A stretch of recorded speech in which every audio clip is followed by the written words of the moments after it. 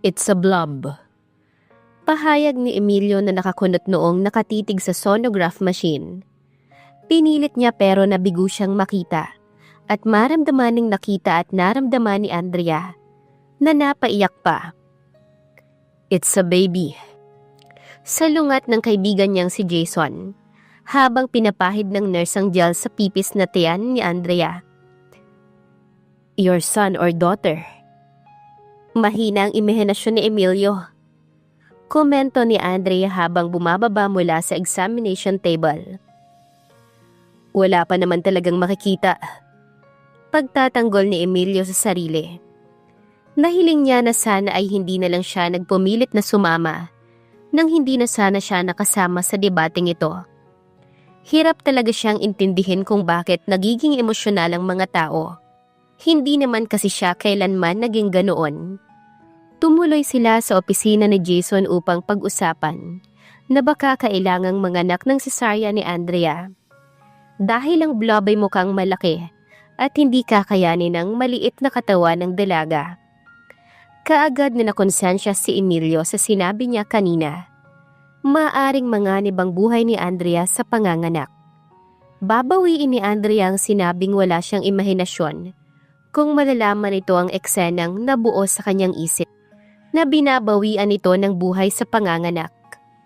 Pinagmasda ni Emilio si Andrea habang nakikinig sa sinasabi ni Jason. Dahan-dahang nagkulay rosas ang maliit nitong muka. Ang pagka-excited ay nagpasaya sa tinig na dating kimi at nagpasiklab sa mga mata nito. Sa kabila ng katotohanang maaaring malagay sa panganib ang buhay nito dahil sa pagbubuntis, hindi maikakailang pagnanais ni Andrea na maging ina. Para sa katulad niyang lumaki sa mga magulang na walang panahon para sa kanya. Napahanga siya ng lubos sa ipinapakita ni Andrea na maluwag na pagtanggap sa mga magiging pagbabago sa buhay nito. Wala ka man lang bang nararamdaman nang marinig mo ang tibok ng puso ng bata? May pag-asam na tanong ni Andrea habang pabalik sila sa limousine. Na-excite ako ng sobra doon. Ang tanging excitement na naramdaman ni Emilio buong araw ay nang sunduin niya si Andrea at makita ang suot nito. Short black stretchy skirt and fitted top that outlined her little body to perfection. Nadagdagan ng excitement na yon nang yumuko ito upang ayusin ang sapatos. Ang maalala lang niya ang gabi sa piling ni Andrea ay sapat na upang mag-init ang kanyang katawan at asaming makasama uli ito. Hindi sa ganon, kung magiging matapat siya sa sarili. Mula nang makilala niya si Andrea, ay hindi na siya nagmamadaling makahanap ng bagong karelasyon. Nadismaya si Andrea sa matabang na tugon ni Emilio sa sonogram ng kanilang anak. Nakita rin niya ang gulat at pagngiwi nito nang banggitin ni Dr. Castillo ang posibilidad na manganak siya sa pamamagitan ng C-section. May emosyonal na koneksyon na kaagad siya sa batang ipinagbubuntis. O baka naman masyadong malaki ang inaasahan niya mula sa lalaking 1 linggo pa lamang mula nang malamang magiging ama na ito. Huminga ng malalim ang binata. Didiretso tayo sa mall para ibili ka ng mga bagong gamit. Itinaas nito ang divider ng limousine upang bigyan sila ng privacy. Hindi naman makapaniwalang tinitigan ni Andrea si Emilio. Ano? Kailangang maganda ang bihis mo kapag nagkita kayo ng lolo mo sa Cebu. Hindi ko gustong maasiwa ka sa mismong bahay ng lolo mo. Pag-amin ni Emilio. Nagpanting naman ang mga tenga ni Andrea. Wala akong pakialam sa mga ganyang bagay. Akala mo lang wala pero meron. Paniniyak ng binata. At paano mo naman nalaman yon? Kasing yaman mo ba ang lolo ko? Mataray na tanong ni Andrea. Hindi, pero isa siyang multimillionaire.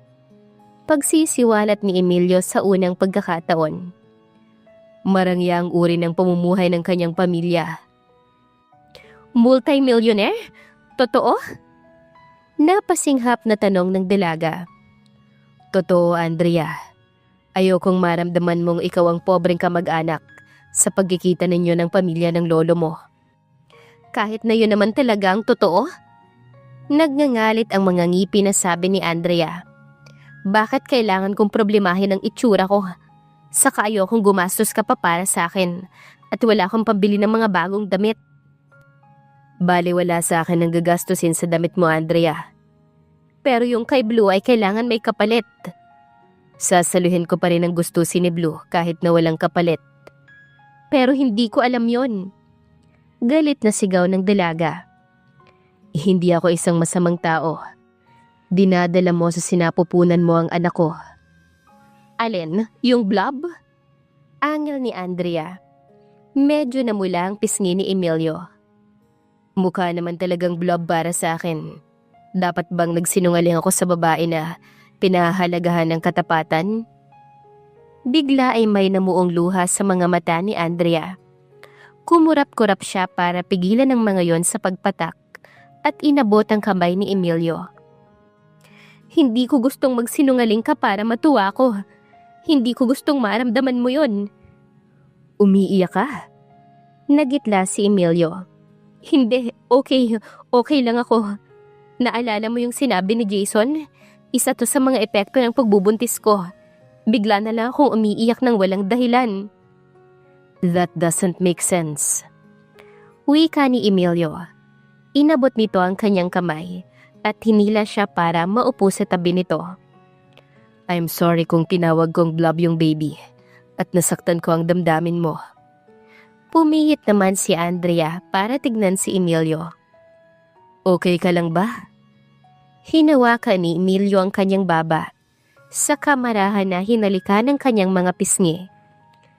Nakaramdam naman ang kakaiba ang dalaga ng sandaling yon. Feel better, sweetheart? Tanong ni Emilio sa garalgal na tinig. Dumilat siya at nagulat nang makita na nagbabiyahe na pala sila. Hindi ako makapaniwalang ginawa mo yon.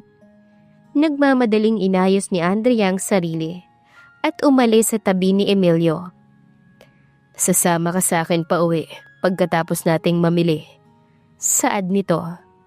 Pakiramdam ni Andrea ay binuhusan siya ng malamig na tubig. Binalot siya ng pag-aalinlangan at pangamba. Hindi ba ang mas tamang gawin natin ay ituring na lapse of judgment ang nangyari? Nabura ang ngiti ng binata. Isang pagkakamali at lapse of judgment? Yan na ba ang kabuuan ng kung anong meron tayo? Ikaw ang higit na nakakaalam nun. Bulong ni Andrea. Pinatunayan ang nangyari lang sa kanila kung gaano katindi ang atraksyon sa pagitan nila. Ngunit iyon ba at ang kanilang anak ang nakikita ni Emilio na tanging nag-uugnay sa kanilang dalawa? Kung si Andrea at ang kanyang damdamin ang tatanungin, malala na ang sitwasyon niyang may kinalaman kay Emilio. Hindi niya kayang tignan ang binata kahit kapag nagiging mahirap itong pakisamahan minsan. Hindi ito maalis sa isipan niya. Iginiit ni Emilio na samahan siya sa pagsundo kay Blue sa ospital at ibinili pa nito ng bagong higaan ng kanyang alaga. Hindi rin ito pumapalyang tumawag para kamustahin ang lagay niya. Kahit na halos wala naman itong masabi at napipilitan tuloy siyang magkwento ng kung ano-ano. Unti-unti nang nahuhulog ang kanyang loob kay Emilio at hindi niya alam kung paano pipigilan yon sa kabila ng katotohanang problema at pait lang ang idudulot nun sa hinaharap. Sa huli ay nasunod din ang gusto ni Emilio. Pagkatapos ng nangyari sa sasakyan, hindi gusto ni Andrea na makipagtalo pa rito. Habang namimili ng mga gamit ay napansin niyang, bagaman kaunti lang ang kinukwento ni Emilio, kilala talaga nito ang lolo niya at ang pamilya niyon. Dahil doon, ay nakumbinsi siya na may magandang dahilan ng binata para naisin na magdamit siya ng maayos. Baka mapahiya ang lolo at mga kamag-anak niya kapag nakitang may kasama si Emilio na mahirap na kamag-anak. Naitanong tuloy niya sa sarili kung matututunan ba niyang mapalapit sa mga taong hinuhusgan siya base sa panlabas na anyo. Huminto ang sasakyan sa tapat ng apartment ni Andrea. Bago bumaba ay binigyan siya ni Emilio ng makahulugang tingin. Alam ni Andrea kung ano ang hiling ni Emilio. Kaligayahan at wala ng iba. Ngunit lalo lang magiging komplikado ang mga bagay-bagay kapag nagpadala siya sa udyok na palipasin ng gabi sa mga bisig ng binata. Inamin na ni Andrea sa sarili na nakakahiya na hinayaan niyang may mangyari sa kanila ni Emilio bago niya ito ay kinilala ng lubos. Ngunit hindi na niya maibabalik pa ang nakaraan. Kaya kung magpasya man siyang ituloy ang naumpisahan nila ng binata, desisyon niyon ng kanyang isip, hindi ng kanyang puso. Isang exam na lang at makakapagbiyahe na siya patungo sa Cebu. Mas makakapag-isip siya ron ng mabuti at mahihinto na ang nakakaligalig na kagustuhang laging umasa sa lakas at suporta ni Emilio. Hindi mabuting gawin yon dahil hindi siya nakasisiguro na hindi siya nito iiwan. Pero paano kung maghanap ito ng iba dahil lagi siyang tumatanggi? Ang takot na iyon ang kumumbinsi kay Andrea na hindi niya pwedeng makuha ang lahat ng gusto niya, kahit ano pang pilit niya. Dalawa lang ang pagpipilian niya. Pumayag siya sa gusto ni Emilio o tanggapin ang katotohanang kalaunan o baka sa malapit na hinaharap ay maghahanap ito ng iba. Hindi sapat ang napaka-komportableng upuan ng private jet ni Emilio upang mawala ang pagkabalisa ni Andrea. Pinagtuunan niya ng pansin si Blue na nakahiga sa basket nito. Ang isang paa ay nakasemento. Mas tumahimik at mas naging nervyoso si Blue mula ng ma-ospital. Pareho lang sila ng nararamdaman. Ang pag-isipan ng nilalapit na pakikipagkita sa mga kamag-anak ay nagdudulot sa kanya ng matinding tensyon. Dumagdag pa ang damdaming parang ibang tao na siya ngayon dahil sa mga damit. Suot niya ngayon ng isang eleganteng berdeng bestida na ang tabas ay nagpalitaw sa hubog ng kanyang katawan na hindi niya alam na meron pala siya. Lahat ng napili niya ay pinabago para umangkop sa kanyang height. At hindi na niya gustong isipin pa ang halaga ng mga yon, na hindi lang pumuno ng isa, kundi 3 maleta. Inaasahan bang magpapalit siya ng damit ilang beses sa isang araw, na tila ba miyembro siya ng royal family? Natapos na ang exams niya kahapon, ngunit hindi niya nagawang magdiwang kasama ng mga kaklase. Ayaw niyang makita siya ni Emilio kinaumagahan na nangingitim ang palibot ng mga mata at namumutla dahil kulang sa tulog. Kailan pa niya inalala ang itsura? Lahat ng mahalaga para sa kanya, mula sa sarili hanggang sa kalayaang mamili ay inalis na lahat sa kanya. Naisip niya ang ipinagbubuntis na sanggol, at sa isip ay humingi siya ng tawad dito dahil sa hindi maganda niyang timpla. Saan ako tutuloy ngayong gabi? Tanong ni Andrea kay Emilio na abala sa laptop nito sa kabilang panig ng salon. Sa bahay ng lolo mo. Tumaas ang isang kilay nito nang marahil ay mapansin ang pagkadismaya niya. May problema ba ron? Akala ko kasi sa hotel ako tutuloy. Ang ibig kong sabihin, hindi ko sila kilala. Tapos darating pa akong buntis. Hindi ako magiging komportable ron. Nag-aalalang paliwanag ni Andrea. Naiintindihan kita, Andrea. Dapat ay naisip ko yon. Mas gusto mong kilalanin si Ninong ng pakonti-konti at hindi mo gagawa yon kung sa bahay kanya tutuloy. Natutuwa kung naiintindihan mo ko. Nakahinga ng maluwag si Andrea. Hindi naman ako manhid tulad ng iniisip mo. Ani Emilio. Makalipas ang ilang oras, ay lula na sila ng sasakyan papunta sa subdivision kung saan nakatira si Ramon Cervantes. Kabadong-kabado ang dalaga. Sino ang kasama ni Lolo na nakatira sa bahay niya? Ang tita Samantha mo. Sasabihin ba natin kaagad na buntis ako? Ang ibig kong sabihin, paano natin bubuksan ang tungkol doon? Tanong ni Andrea na napangiwi sa magulong sitwasyon. Hindi niya kilala ang mga taong pupuntahan niya at sa simula pa lang, pakiramdam niya ay dehado na siya. Hindi na tayo mga teenager, Andrea. Ako na ang bahala. Wala kang kailangang sabihin. Baka pwedeng wag muna nating sabihin. Hindi pa naman halata ang tiyan ko. Nag-isang linya ang magagandang labi ni Emilio. Pagdating sa bahay na to, mas gusto kong magsabi ng totoo. Pinigilan ni Andrea ang sariling sumagot na sana. Sa simula pa lang ay ganoon na ang naging saloobin nito. Huminto ang sasakyan sa tapat ng isang kahanga-hanga. Malaki at modernong bahay na may magandang hardin. Bumaba siya ng sasakyan at napahawak sa kamay ni Emilio. Nang muntik nang matumba dahil sa suot na high heels. Halos hindi ka na makalakad dyan sa suot mo ah. Puna ng binata. Pero maganda silang tingnan. Tugon niya. At ayon sa'yo, iyon lang importante. Wala akong pakialam kahit magpaa ka pa. Kung isa sa alang-alang na hindi nga ito nailang, na naka-uniforme siya ng isang janitress, may katotohanan ng sinabi ni Emilio. Isang katulong ang nagpapasok sa kanila sa maluwag na sala. Maya-maya ay may isang matandang lalaking malapad na katawan at marami ng puting buhok ang pumasok at sinalubong siya ng maluwang na ngiti. Andrea. Ang init sa pagbati ng matanda ang pumali sa kaba ni Andrea. Lolo. At Emilio. Mainit din itong tinanggap si Emilio, na nagpaigting naman sa mukha ng binata. Napagtanto niyang sa hindi malamang kadahilanan, ay hindi gusto ni Emilio na makipagkita sa lolo niya. Ngumiti ka naman. Araw ito ng pagsasaya dahil dinala mo sa akin ng apo ko.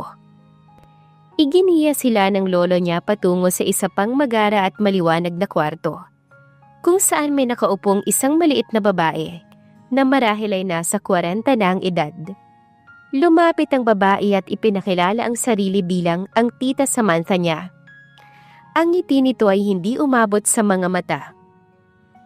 Nanatili itong nakamasid at nakikinig ng magsimulang magtanong ang lolo niya tungkol sa lahat ng bagay na may kinalaman sa kanya. Para sa isang tulad ni Andrea na hindi nakaranas ng ganitong atensyon, parang hinahaplos ang kanyang puso sa ginagawang pagtatanong ng lolo niya ngayon. Nang ikwento niya ang tungkol sa kanyang pag-aaral, ay nakita niya ang pagguhit ng galak sa mukha ng kanyang lolo. Ngunit habang tumatagal ang pag-uusap nila, ay lalo ring nananahimik at nanlalamig ang tita Samantha niya, hanggang sa tumayo ito at hinawakan siya sa braso. Kailangan nating mas magkakilalang magpiya. May mga litrato ng pamilya kong ipapakita sa'yo. Anito na iginiya siya sa kabilang bahagi ng kwarto at ipinatong sa tabi niya ang isang malaking photo album. Hindi ko mapigilang maging curious sa mga kapamilya ko. Pag-amin ni Andrea habang binubuklat ang photo album, nakilala niya ang isa sa mga litrato, ang kanyang ama na nasa dagat, na paliligiran ng mga babae. Nang ituro ng tiyahin niyang tiyuhin niyang si Simon, ay nagtanong siya kung makikita rin ba niya ang mga tiyuhin. Kumunot ang noo ng tita Samantha niya. Hindi ko alam. Nasa rehab siya ngayon dahil sa pagbibisyo niya. Ginagawa ni Papa ang lahat para patinuin siya, pero wala pa ring nangyayari. Natigilan naman si Andrea sa narinig. Maging hadlang kaya ang tita Samantha niya para mapalapit siya sa lolo Ramon niya? Abangan sa susunod na kabanata. Please like, share, subscribe for more updates. Maraming salamat po.